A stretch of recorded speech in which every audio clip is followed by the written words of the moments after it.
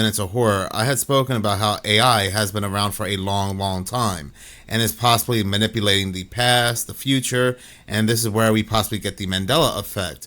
And I came across this very interesting video. In California.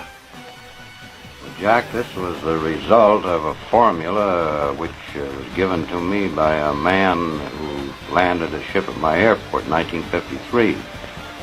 And we put this formula under research, tested a number of experiments on a bench in a good electronics lab in Chicago, and we produced phenomenal results with evidence that we should do it on a larger scale in order to be able to do more with it. And this evolved out of something that started in 1953 into a 4-story high machine that we're working on down there today. Now, George, I don't care whether the machine is 4 stories high or 40 stories high or 4 inches high. When I say calmly and unexcitedly, a time machine, what does your formula tell you you can do with a time machine? Well, Jack, our formula has no time factor, which electronic formula does have. And on the other hand, electronic science has only had 2 dimensions to work with, the electric pattern and the magnetic pattern perpendicular to it. And we discovered a 3rd zone, which we call a time zone, and we are working through this zone with an effort to orient the magnetic field to give us other results than our science can obtain at present. George, it's double talk to me. A time machine means to me a little box that I can go into and go back 5,000 years or forward 10,000 years.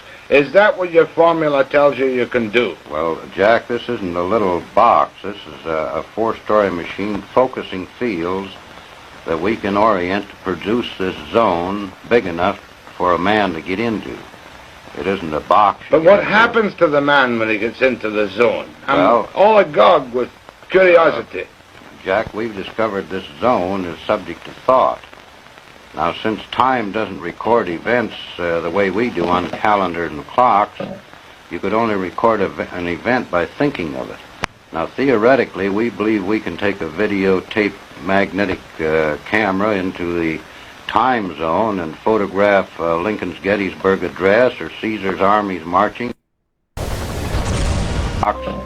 You could only record an event by thinking of it.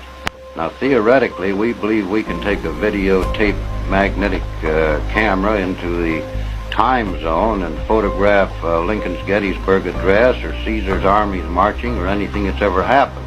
Let me get this straight. In other words, you're telling me, like H.G. Wells imagined 50 years ago, that everything that happened in time is still there to be seen by the recreation electronically of a thought which exists. Jack, you know how you talk into a tape on a tape recorder and play the interruptions back, identical to the play that you made. The Earth's magnetic field is the same way. You can put interruptions into it and play them back out of it. An associate of ours in creating a magnetic coupler with this principle coupled in the Earth's magnetic field and played back TV shows from stations that aren't even in business anymore. You mean that an experiment has been done to bring out of the air television programs which have been and gone? Been and gone. Now, where was this experiment conducted? It was conducted in Santa Monica by an associate of mine. Why hasn't this hit the headlines throughout the world as that's a time machine in action? If I can... Jack, the reason it hasn't hit the world is because, as I understand it now, the Navy Department took him and the research over because he also discovered he could bounce magnetic echoes off the ionosphere and locate submarines under the ocean, regardless of where they were. So who is this associate of yours? This is a fellow named Charlie Arts. Charlie Arts? Yeah. And is he a free man walking around today? Well, he's free where he is in this... In this next creepy video from the interstellar discussion,